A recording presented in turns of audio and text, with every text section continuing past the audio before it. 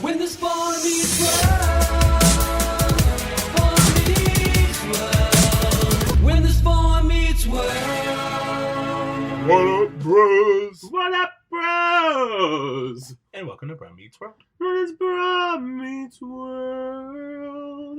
Your Boy Meets World fan cast. Welcome to episode 57. What up, fam? I'm Ceej. And I'm your boy, Tony Coitus. Do you do like every other thing now? You know sometimes what? you're TC, sometimes you're Tony Coitus. I never take the same road twice. Actually, you do, just like not. Just in a row. Yeah, exactly. How you been? What's going on? Well, I have to say, I was very disappointed to not see Billy Crystal in this episode. Why?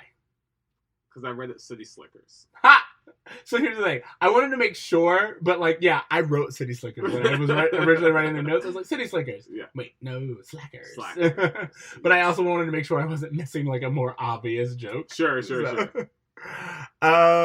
Yeah, this episode is... Dude, it's about damn time that we got some Feeny backstory. Well, we get some Feeny backstory. We get some of the things we love about Boy Meets World. Mm-hmm. I'm excited to get into this episode. We also learn a lot about Shawn's perception of Feeny. Yes, Which that I dynamic was very revealing. Oh my god, I'm so excited to get into that. And like as always, there are like a few really stupid things, but you won't know that until we get into it. Also, this has one of the more memorable, at least for me, B storylines. Oh So- my goodness, no, dude.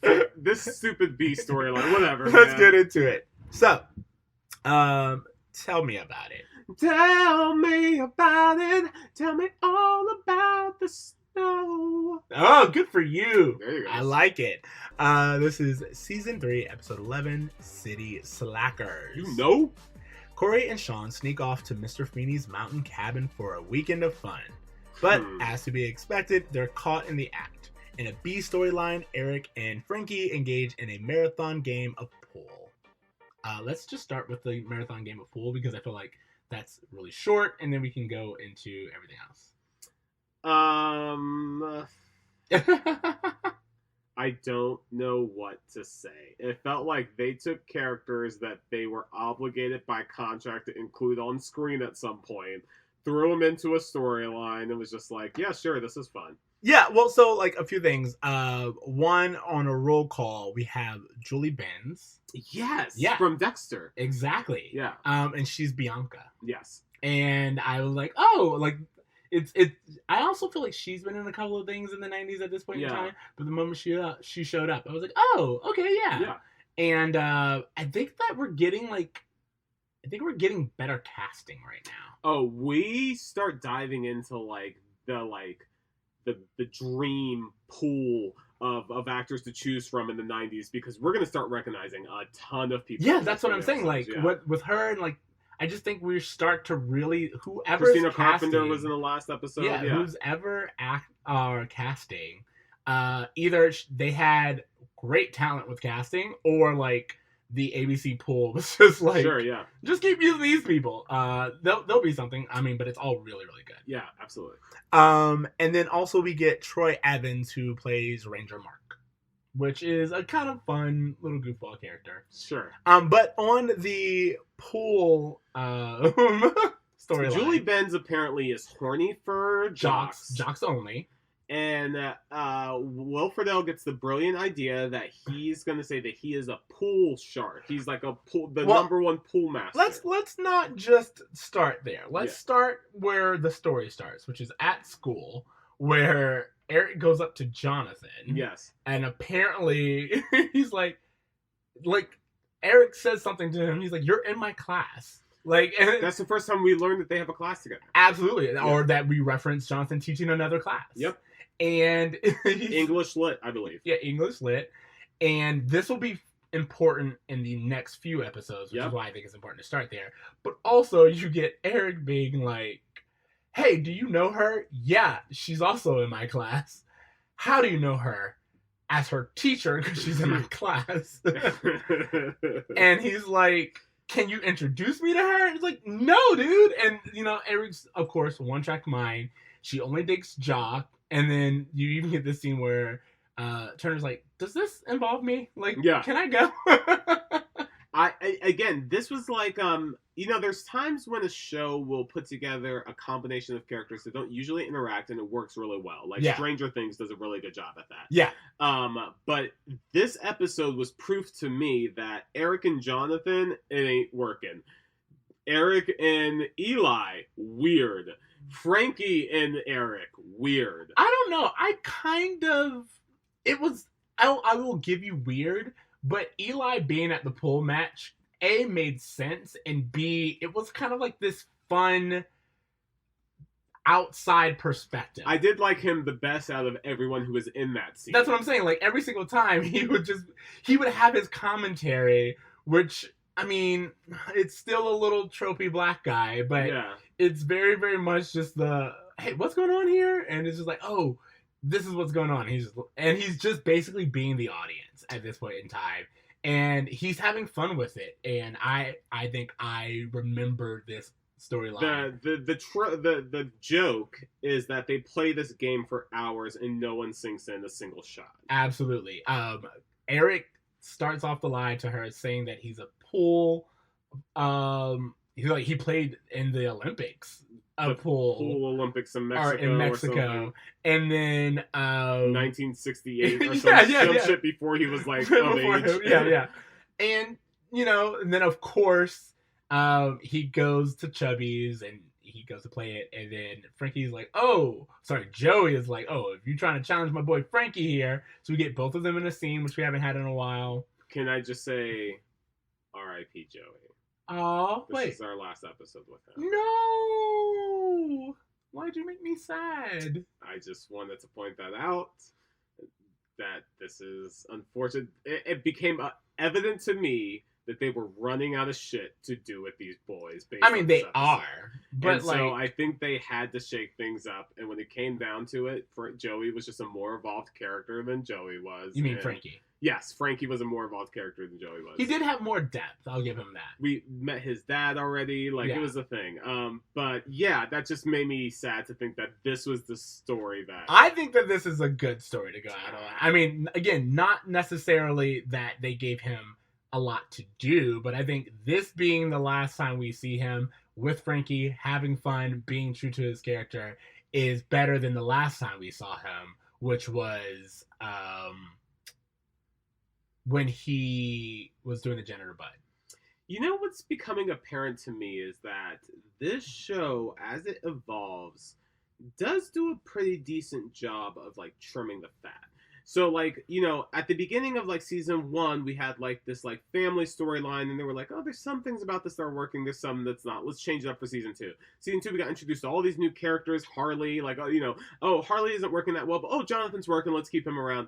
And I think as the show progresses, they're trimming a lot of these side characters down to just be about the kids and the role that everyone else plays in the life of the kids. Yeah. And I think the show works better that way. But it's just interesting to see it in its process of evolving. Yeah. Yeah. Joey. Well, I mean, again, I'm really happy that we at least got it. Yeah. And also the idea of this pool game. Have you ever played? Are you good at pool?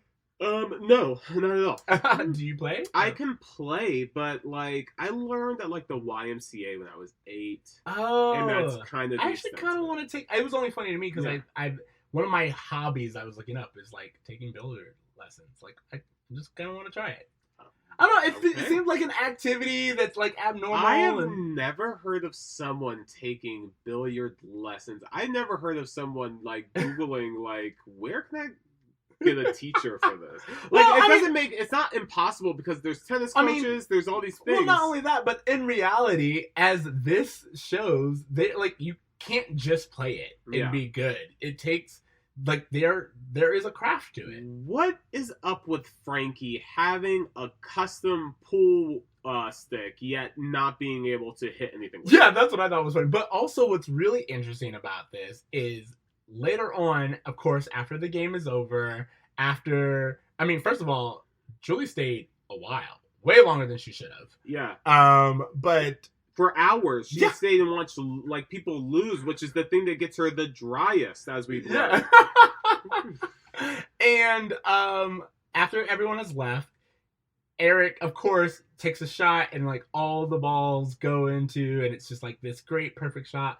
And he's like, same thing that happened in Mexico. Yeah. And it's weird because it's like, all right, so are we expected to believe that Eric did in fact play pool in Mexico at some point in time, or like what? This is a sloppy who cares sandwich, bro. Like I don't know. I had don't fun care with it. about And any of it. I think that this is one of those like threads where it could totally like, if this show was made now, it'd be one of those things that like just came back where like the cast goes to Mexico and they're like, oh, pool guy. Yeah. And that's just my whole thing.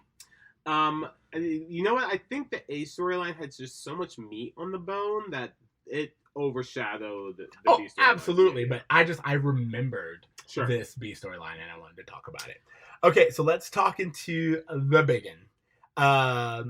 Feeny presents the Matthews with keys to the cabin. All right, so a few things with this one.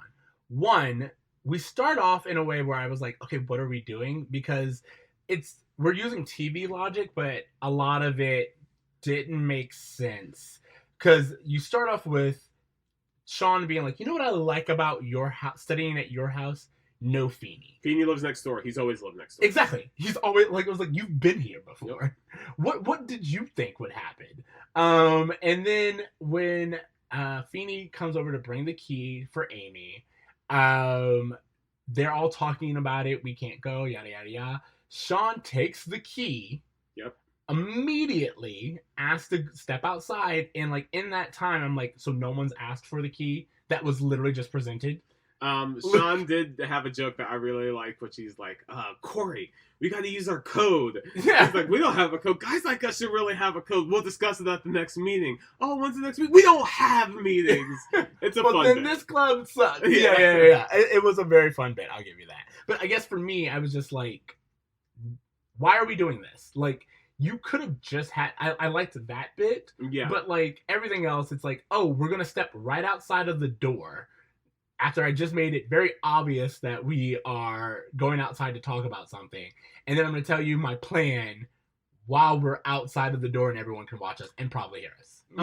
To the point you were making earlier about Shawn complaining about studying and Feeny showing up, we just really get some vibes from Shawn that we haven't really gotten in the past, where it becomes very clear that he really does not have the same relationship with Feeny that Cory does. Whereas Cory has this very much like, almost like a grandfather relationship with Feeny, Shawn thinks Feeny legit does not like him. Well, I mean, this season has been about exploring the depths of Shawn. Yeah.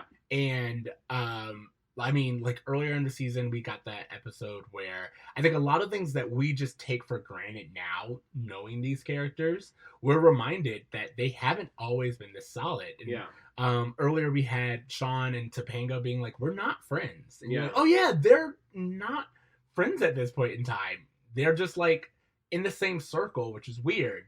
And because we know of Feeny's relationship with all of with the 4 other students,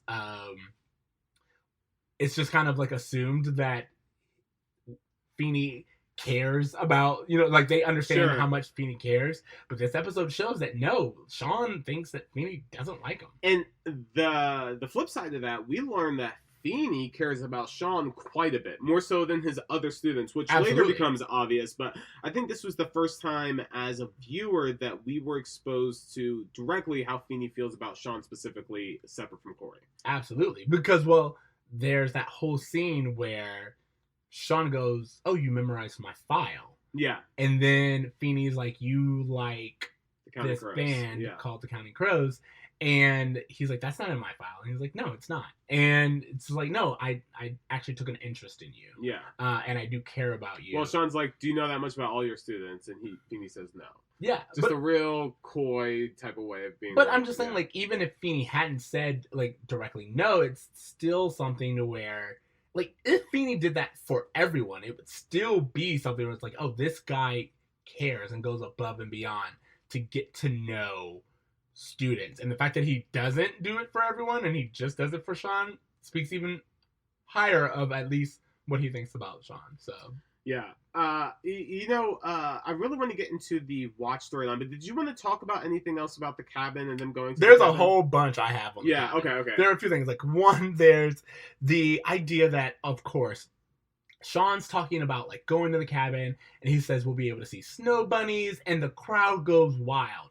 And they're female voices that go wild, and I'm like, what are we wooing at? Okay, so this brings up another point that I have made, because this is one of those circumstances where, very much like the surprise party that Cory went to with Shawn when they were the only two there, Yeah. Shawn is actively encouraging Cory to, like, hey, let's go hook up with these snow bunnies. Like, what does Cory think is going to happen exactly that's like, all right, yeah, sure, I'm down. Oh, yeah, he goes, you know I'm going. Yeah. So It just feels like one of those things where, like, oh, if you jump, I jump, but jumping into a bed with snow bunnies, maybe not so great when you have to pay and go around. Like, it's just one of those things. But again, and later in the season, we'll explore where Cory's mind is probably at this point in time. Yeah. So there's that, and then also, with Ranger Mark, we get like that weird incest joke, because like they're like, which one of you is Feeny's grandson? And it's like, he is. No, I am, and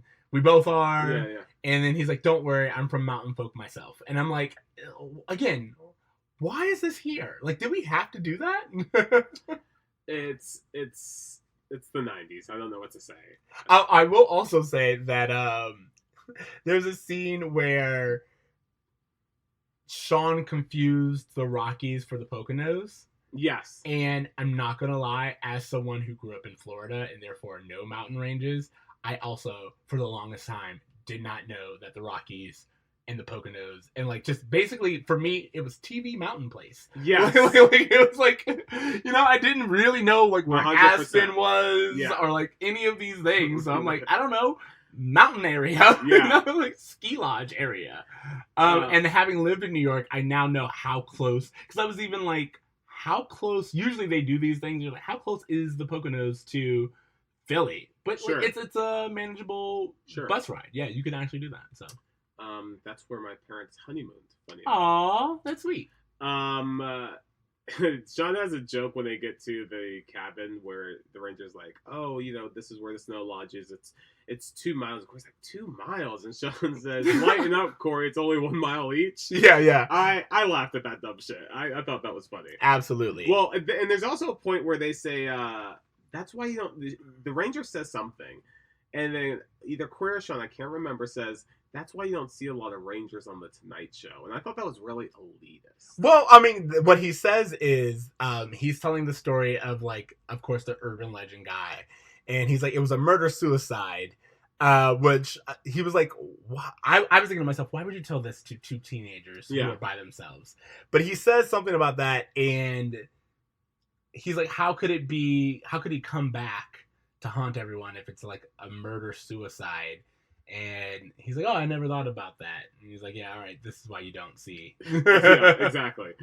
Okay, so Feeny shows up, and he catches the boys. And I just wanted to ask you this. Both Feeny and Shawn say the phrase, bald-face lie. Yeah. I thought the expression was bold-face lie. I have no idea. Let's look that up.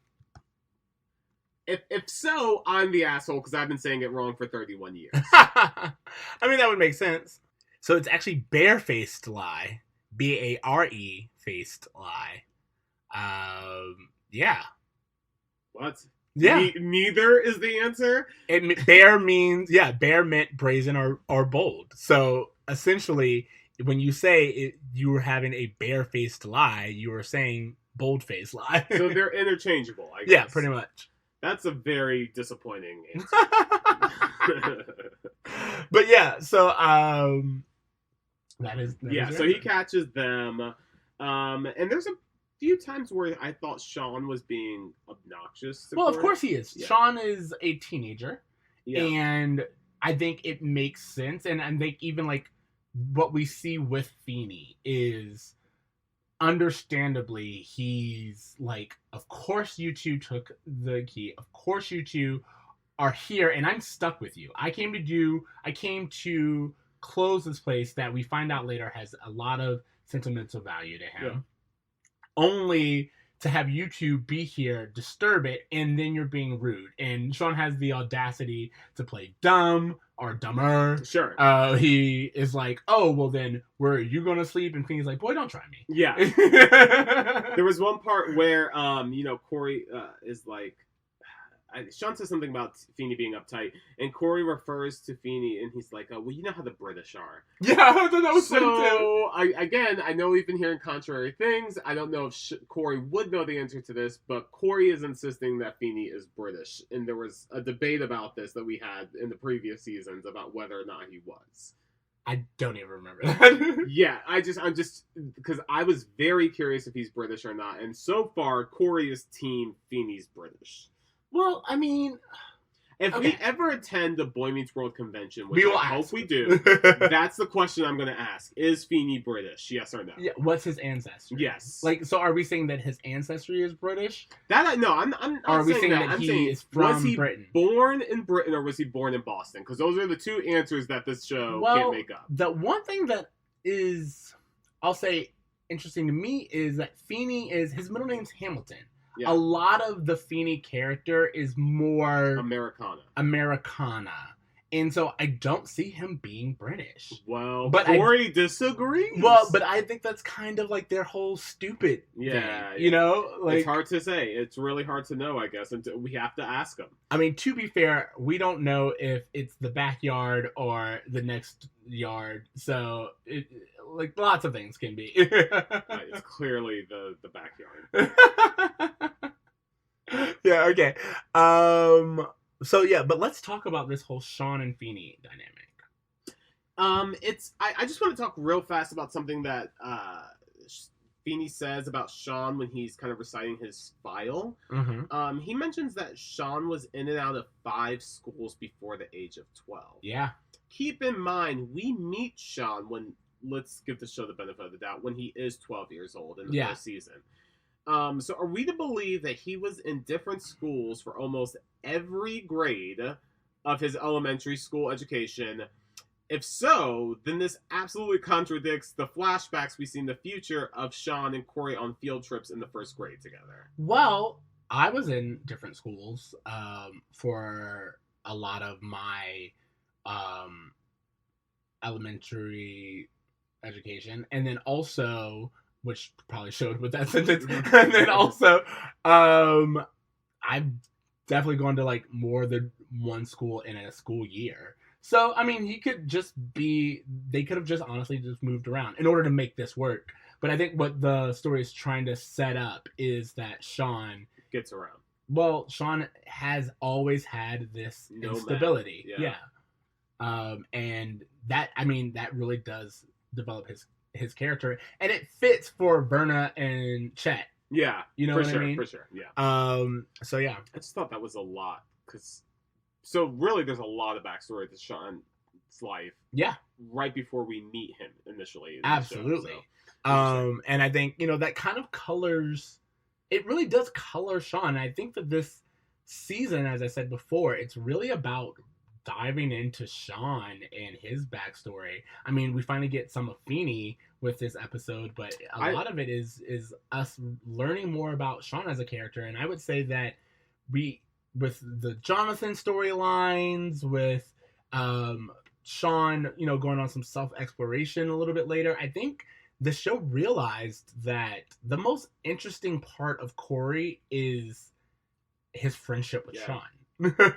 Totally. I just really liked how this episode just gave us information about characters we've always known. I kind of am upset that, like, we get more what seems to be, like, time travel episodes in this show than we do, like, these, like flashbacks into these characters, maybe things we don't know about them yet. And I feel like that was just so interesting to learn about Feeny and his wife, who he was when she was still alive. He as he's described in the journal, he's like more like Shawn, and Shawn recognizes that, but it only makes you as an audience wonder, like, wow, how much of him changed because of the death of his wife, and all these things that just give him so much color as a character that I just really wish we saw more of with Amy and Alan and you know, Frankie and these side characters that are there. Let's do more with them. Well, yeah, as we were saying, Boy Meets World, the writers, they give their characters such interesting backstories. Where Yeah. we're like, yeah, tell me more about that. I want to go there. And instead, we will have, I don't know, a 70s disco party. And you're like, Yeah. why do we do this when we have Feeny being this amazing... Like, it almost reminded me of their dynamic would be something, I imagine, that Up would Yes. have, where it's like you have like this uptight curmudgeon of a young man who meets this woman who's just like passionate and the life of the party. And... Thinking about the opening scene of Up, but with Feeny and his current wife, is making me tear up. But I'm just saying it's an interesting thought experiment. And have we gotten to the episode where we reveal Turner's backstory yet? No, not yet. Okay. But which I like. But yeah, like even the whole thing with the journal. Yeah. And revealing, you know, of course, that Feeny was once a young married man. Feeny be fucking is what we learned. Exactly. And this show never like misses an opportunity to let us know that Feeny be fucking. Yeah, it really doesn't. That's a really good point. They just like, just in case you were wondering, Feeny gets it in. Yeah. And so there's that, and then also the significance of the watch. And there's a moment where, of course, the watch falls into the sink. Yes. And you kind of know what's going to happen next. And Cory like makes it go down the drain or whatever. And Feeny just like, he's angry momentarily, but he also has this controlled... Very quickly, he was able to rein it in. Just resigned to understanding that it's gone. And like, he'll just have to let that be. And that's interesting when you consider the fact that he came up here to sell the cabin. That was his getaway with his wife. Bro, that's what's so great about this fucking episode is that the watch is symbolic to the cabin. The fact that like his relationship with his wife is this thing he can't let go of, and then when the watch goes away, he's forced to let go of it. And that how does that change? But he does that in that second. Yes. He's just like in that moment. He's just like, you know what? I came to do this.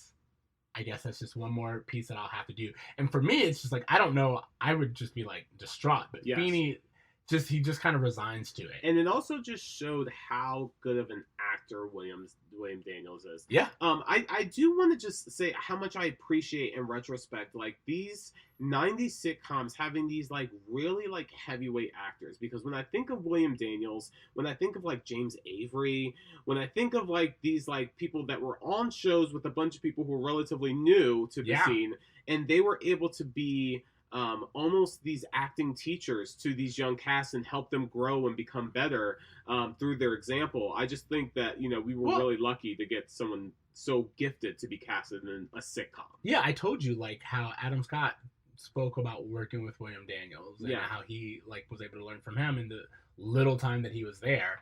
And I can't imagine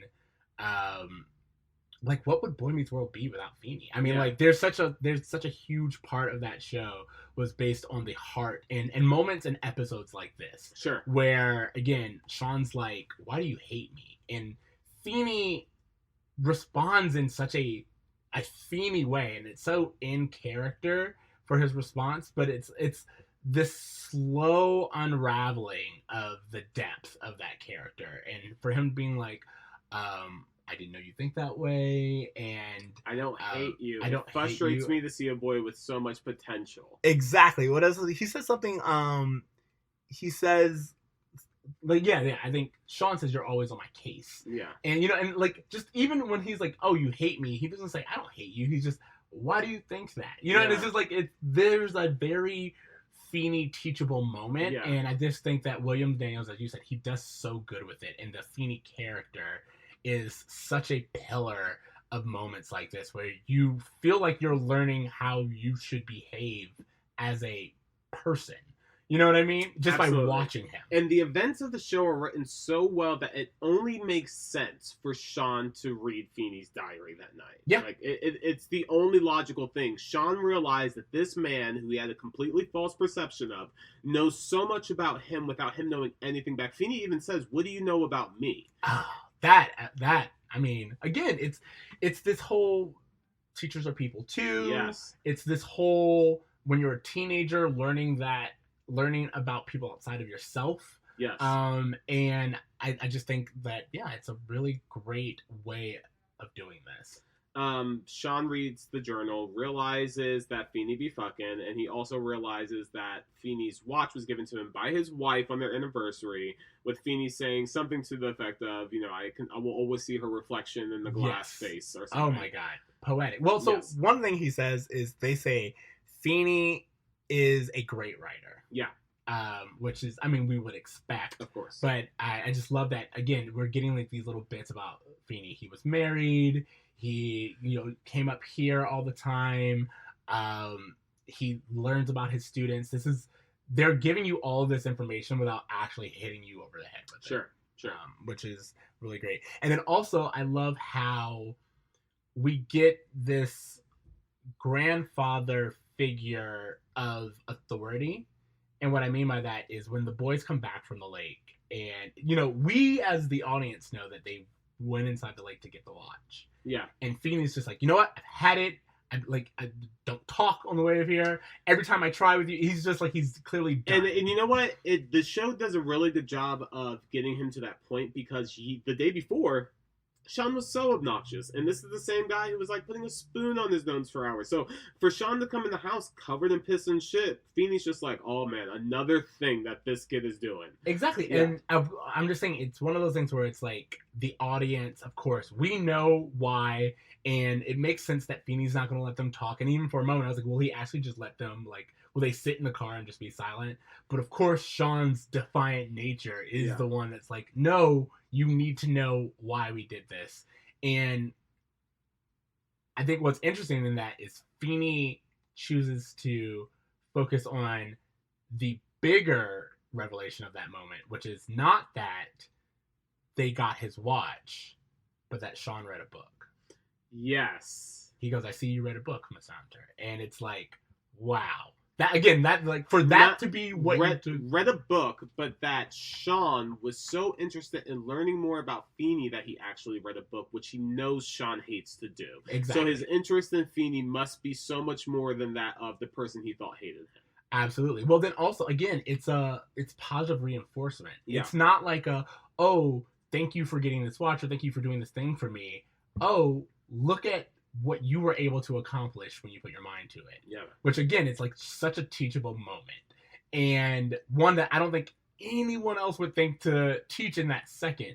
But he does, and he does so in a way that's not like, again, it's not hitting you over the head. It's not like better than thou, or I knew you could do it. It's just like, oh, I'm going to let you realize the positive thing you did, even in this act that was for me.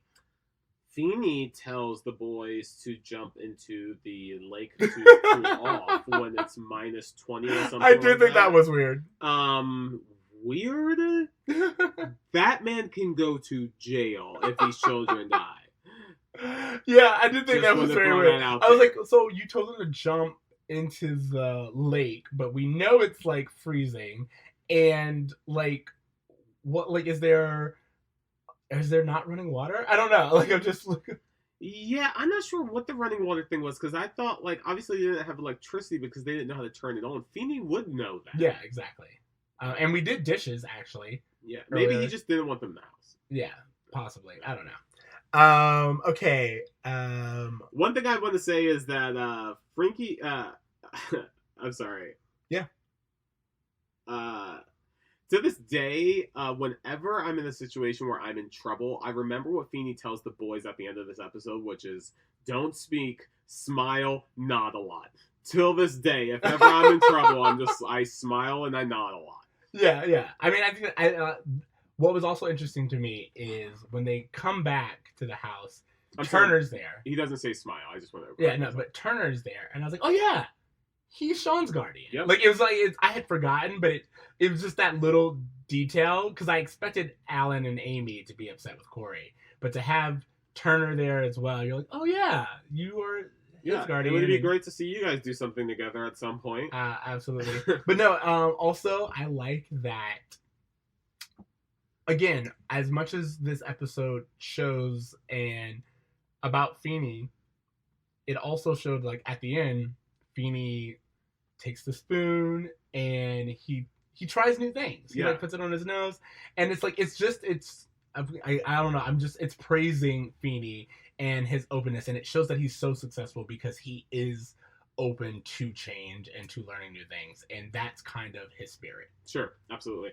One quick thing before we end, just quickly, to cap off the pool storyline, Frankie says he has to go because he sings alto in the church choir. Yes. I don't know how familiar you are with vocal parts, but alto is typically reserved for the lowest female voice or the absolute highest male voice. Yeah. So I want you to envision Frankie, and then I want you to imagine an Adam Lambert type voice. That's what they were going for. That was the comedy of it. Okay, all right. Yeah, I got that. I just wanted to point that out because I thought it was funny. Yeah, I wrote Frankie in choir as like literally my last note.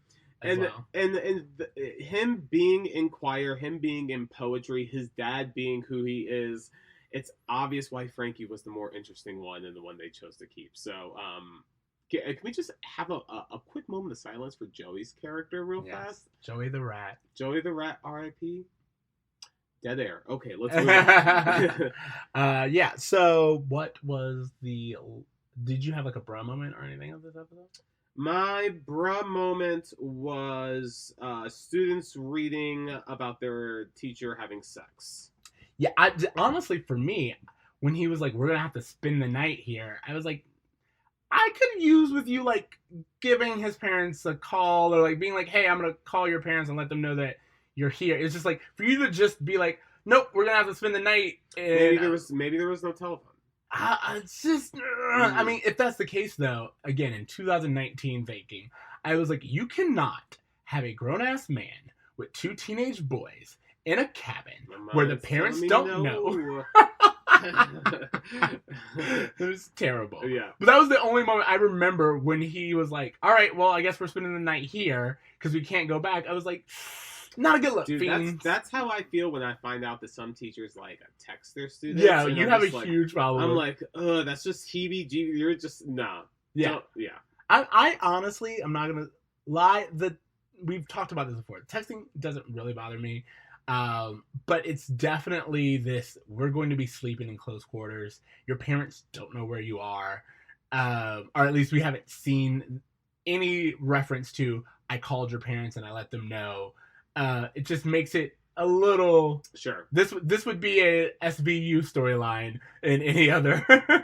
Well, I mean, Feeny does stalk Cory throughout his entire educational career, so... We can't spend all this time praising Feeny and then be like, he's secretly a pedophile. Okay.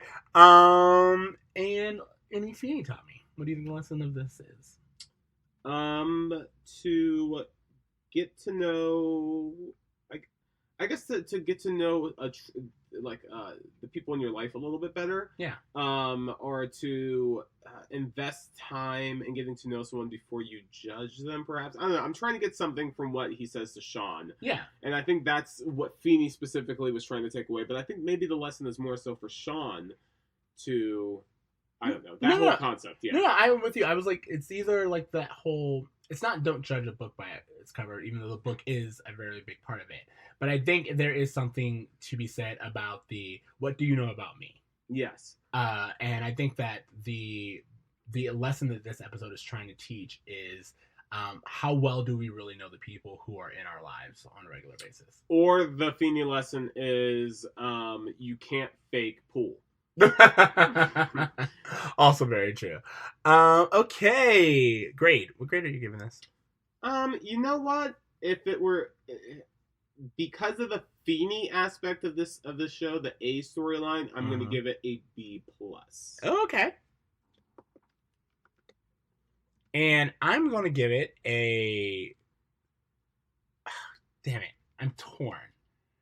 Because I actually really liked it, and I liked the secondary one. But when I really think of the quality of episodes that we've gotten, I mean, we learn a lot. There's a moment. There's a real Boy Meets World Michael Jacobs moment between Shawn and Feeny. I know I'm so borderline A minus B plus, and I can't decide. So because of that, I'm going to round up, and I'm going to give it the benefit of the doubt and give it my A minus. Which I haven't had in a while. There you go. I'm really, really happy with that. Okay, homework. My homework is not something to watch, stream, ingest. Oh, wow, you're leaving me out here high and dry? My homework for you guys is to go and do some Halloween decorating. This weekend, I went to a pumpkin patch. I got a shit ton of pumps. I went back to my crib. I put up a bunch of decorations and lights and all kinds of things. And there's something so fulfilling about just like being in a room full of your Halloween decorations and drinking some like cider and watching a horror movie. Like it's what the season's all about, guys. So I enjoyed it, and I think that everyone should just spend some time and appreciate our holidays. You know what? We are in the golden age of holidays when it comes to like the times of the year. Yeah. There's just nothing but hits for the rest of the year. And so like why not just like appreciate them a little more? So okay. My homework is this show called Fleabag. The one that just won the Emmys? Yes. I have not seen or heard anything about it. I cannot speak more highly of this show. Okay, dope. Than what has already been said. What's it about? It's all right. So it's really hard, but the show is about a character named Fleabag, and of course that's not her real name, but the show doesn't really focus on any of the characters' real name. Like one of the characters is her stepmom, and it's just called stepmom or godmother, I think is what it is. And they don't really invest in names because that's not the point of this. The real point of the story is it's character development and their perspective, and I don't know how to describe it other than the main character is like a mix of Carrie from Sex and the City, Liz Lemon from 30 Rock, and so she's like a corporate boss? No, she's just like she is a business owner. What's the elevator pitch? Like what's the simple God, I don't know how to explain, like it's really hard to explain without giving anything away, but basically it's just a young woman who is exploring her life being not perfect. Okay. And there's a lot of really big truths that are revealed. Like just about like being human nowadays and like interacting and being lonely, or like what dating is like, but like in a really honest way that most people don't talk about. Sure. And I think that is really important. Like for example, I can say this. The opening scene is her being like, you know that feeling when you text a guy and he's on his way over and you told him that you had just gotten in, but you were really in bed, so you had to go shower, get dressed, then have a glass of wine, so there was a little bit of alcohol on your breath, but then also like be waiting for him as if you just got in. That's what I'm doing right now. And that is like the first line. It's just like, oh, you know those things that you do to like create this facade Yes. about yourself to other people? That's what I'm doing right now. And she does that whole Zach Morris thing where she speaks to the camera. And the whole bit is about her not being anyone who, like, you can understand why people find her annoying or like why she's not everyone's cup of tea, so to speak. But at the exact same time, she's so endearing and she's so human in her interactions. And yeah, that's dope. Yeah, I just honestly, it's really hard to describe without giving anything away because it's a British TV show. I will say that it is like 2.5 hours each season, so you can really marathon. There are only 2 seasons. That's all you're ever going to get. The writer and star of it has said that she told the story that she needed to tell, and the first season is very much about what it means to be dating now, and then the second season is about the different types of love that you have in your life, whether it be a sibling or with your parents or your friends. and just there and what we seek and love nowadays. So yeah, Cool. All right, so thank you guys for listening to Bruh Meets World. Remember, you can find us on Spotify, Apple Play, iTunes, all of the places. Leave us a rating.